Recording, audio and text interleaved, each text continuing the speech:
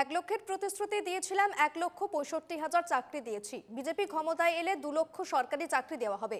কংগ্রেস এই আশ্বাস দিতে পারবে না, কারণ কংগ্রেসের ইতিহাস কলঙ্কিত। রাকেশ পালের মতো মানুষের হাতে ছেলে মেয়েদের ভবিষ্যৎ ছেড়ে দেয় কংগ্রেস। বিউপুরিয়ায় ভোট প্রচারে কংগ্রেসকে নিশানা হিমন্তের। মাধৱদেৱৰ জন্মভূমিত থিয় হৈ মই গৌৰৱেৰে সৈতে ক'ব পাৰো, 1 লাখৰ প্ৰতিশ্ৰুতি দিছিলো। 1,65,000 যুৱক যুৱতীক আমি চৰকাৰী চাকৰি দিবলৈ সক্ষম হৈছিলো। মই আজি এই পবিত্ৰ ভূমিত থিয় হৈ আপোনালোকক প্ৰতিশ্ৰুতি দিছো, অহাবাৰ চৰকাৰ আহিলে 5 বছৰত মই এইবাৰ 1 লাখ নহয় 2 লাখ যুৱক যুৱতীক চৰকাৰী চাকৰি দিয়াৰ ব্যৱস্থা কৰিম।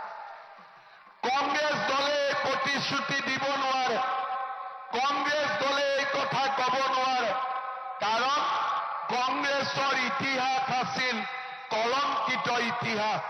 ৰাকেশ পালৰ দৰে মানুহৰ হাতত অসমৰ যুৱক যুৱতীৰ ভৱিষ্যত কংগ্ৰেছে গতাই দিছিল। কিন্তু আজি মই আপোনালোকৰ সন্মুখত সাহসেৰে আকৌ এবাৰ কম, এইবাৰ 1 লাখ নহয়, এইবাৰ 2 লাখ ল'ৰা ছোৱালীয়ে চৰকাৰী চাকৰি পাব।